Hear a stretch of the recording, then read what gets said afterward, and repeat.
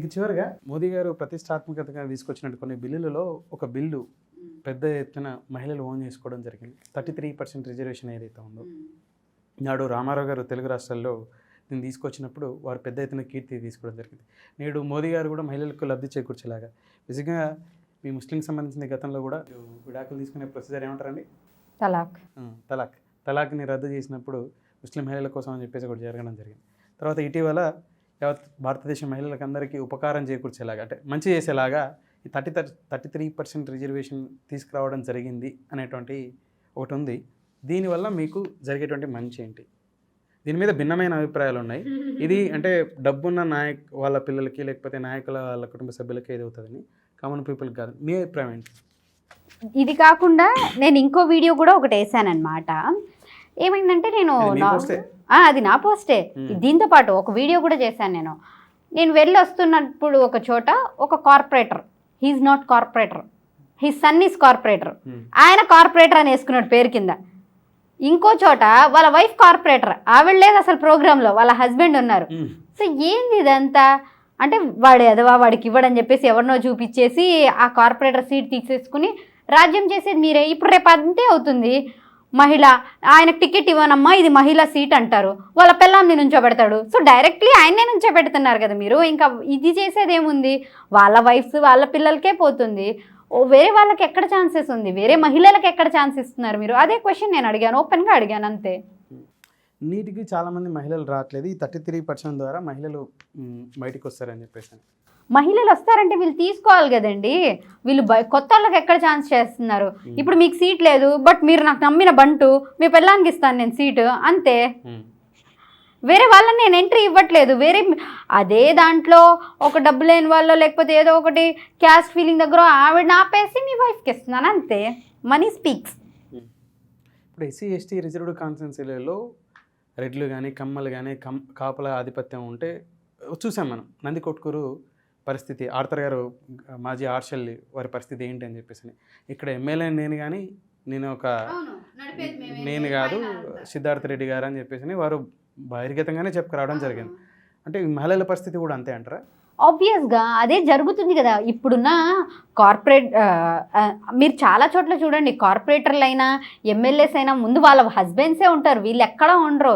నేనైతే ఓపెన్గా చెప్తున్నా, కడపలో లేడీ కార్పొరేటర్స్ ఎక్కడున్నారండి? వాళ్ళ హస్బెండ్లు, అన్నలు, తమ్ముళ్ళు వీళ్ళు చూసుకుంటున్నారనమాట. నేను ప్రతి చోట ఇదే అబ్జర్వ్ చేస్తున్నాను. ఫ్యూచర్లో కూడా అలాగే ఉంటుంది అంతే. అట్లా కొందరు ఉంటే అందరినీ అలానే మనం చెప్పుకోవచ్చా? 99% అలాగే ఉన్నాయి. ఎక్కడున్నాయి చెప్పండి? వీళ్ళు ఓపెన్గా చేసేవి ఎక్కడున్నాయి? లేడీస్ ఇలాంటి వాళ్ళకి 33% రిజర్వేషన్ల అవకాశాలు రావటరా? 33% రావాలి అంటే సైడ్ అవ్వాలి. ఇప్పుడు ఎవరైతే ప్రస్తుతం బలంగా పాతుకుపోయి ఉన్నారో వాళ్ళ పిల్లలకో అంతే, వాళ్ళ చెల్లెళ్ళకో వాళ్ళ పిల్లలకో ఇదే, ఇంకా జెడ్కో అంతే, వైకో. అమ్మా నేను అంత ఓపెన్గా చెప్పలేదు, ఓపెన్గా చెప్పలేదు. చెప్పడం కాదు, ఇవి జరిగినవే కదా. బేసిక్గా వాళ్ళకి కీప్ కాబట్టి వాళ్ళకి టికెట్ వచ్చిందని చెప్పేసి గతంలో అన్నాం. అంటే ఈ రిజర్వేషన్ రాకముందుకే, తర్వాత కూడా వీళ్ళకే వచ్చాయంటారు అయితే అవకాశాలు, వాళ్ళకే వస్తాయి. ఇప్పుడు ఎప్పుడు ఎలా అయిపోతుందంటే, ఇప్పుడు మా మైనార్టీలో కూడా నేను చెప్తా, కొన్ని చోట్ల ముస్లిమ్స్కి ఇచ్చారు, ఎస్సీలకి ఇచ్చారు, వీళ్ళ పైన నడిపించేది ఎవరు? అంతా వాళ్ళే నడిపిస్తున్నారు. ఓన్లీ ఊరికే నమూనాకి చూపించే టికెట్స్ అంతే. నేను కొన్ని పేర్లు చెప్తా, ఒక్క మాటలో వాళ్ళ గురించి మీ అభిప్రాయం. ప్రస్తుత ఆంధ్రప్రదేశ్ ముఖ్యమంత్రి స్టబాన్ జగన్మోహన్ రెడ్డి గారి పైన స్టబాన్ అంతే. తెలుగులో ఏమంటారు నాకు తెలియదు. స్టబాన్ మొరటోడు, మొండోడు. దానివల్ల వారికి ఆంధ్రప్రదేశ్ ప్రజలకి మంచి జరిగిందంటారా కాదంటారా? మొండితనంతో ఆంధ్రప్రదేశ్కి ఏం జరగలేదనే కదా, వారికి మంచి జరిగింది కదా. ఆ స్టబాన్నెస్ నేచర్ వల్లే పడ్డారు, లేచారు, సీఎం అయి చూపించారు, అంతే జరిగింది. ఆయనకే జరిగింది. చంద్రబాబు నాయుడు గారి పైన visionary leader. Every time my answer is Chandrababu Naidu is a visionary leader. బీహార్లో అప్పుడెప్పుడు రాజకీయాల తొలినాళ్ళు పన్నాడు, ఇప్పుడు వండబోతున్నాడని చెప్పేసినట్టు అభిప్రాయంతో ఎక్కిపిస్తారా నూరి గారు? ఏంటంటే కమగే రాజకీయాల్లోకి వచ్చిన తొలినాళ్ళల్లో వారు రాజకీయాలు రాణించడానికి పెద్ద ఎత్తున వ్యూహాలు పన్నారు, కుయుత్తులు పన్నారు చంద్రబాబు నాయుడు గారు.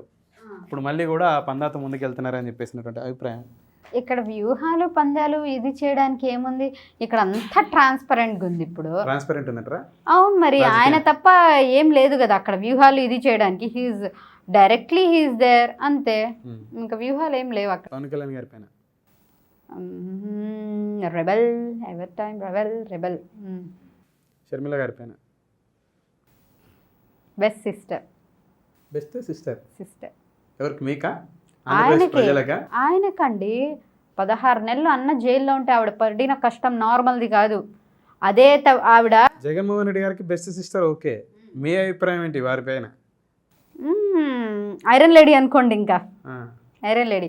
నార్మల్ మాటలు కాదు కదండి, ఆవిడ పడ్డారు పాపం, క్యారెక్టరైజ్ వైజ్గా పడ్డారు. నాన్న దగ్గర నుంచి ఎన్నో సైడ్స్ నుంచి వచ్చాయి, అన్నీ ఓర్చుకుని ఉన్నారు కదా. ఈ కూటమి పైన మీ అభిప్రాయం ఏంటి? జనసేన, తెలుగుదేశం ఒకవేళ రేపు భవిష్యత్తులో బీజేపీ కలిసి వెళ్తే బెటర్ ఉంటుందంటే కలవకుండా వెళ్తే బెటర్ ఉంటుంది? కలిసి వెళ్తేనే బెటర్ కదండి. ఇప్పుడు మనకు తెలియని విషయం ఏముంది, టీడీపీని ఓడించాలి అనుకున్నప్పుడు కాంగ్రెస్లో ఉన్నప్పుడు రాజశేఖర రెడ్డి గారు సిపిఐ సిపిఎం అందరినీ కలుపుకుని పోయారు ఒక్క టీడీపీని ఓడించడానికి. అదే ఇప్పుడు జరుగుతుంది. వైఎస్ఆర్ని ఓడిపించాలంటే వీళ్ళిద్దరు లాస్ట్ ఇయర్ చేసిన మిస్టేకే ఇది కదా, 2019 ఓట్స్ చీలిపోవడం అలాంటివన్నీ. This time they are taking correct step, అంతే. Right, fine, thank you. చాలా టైం ఇచ్చారు, చాలా అంశాలు చర్చించాము. చివరిగా ఇందాక మనం మిస్ అయ్యామండి,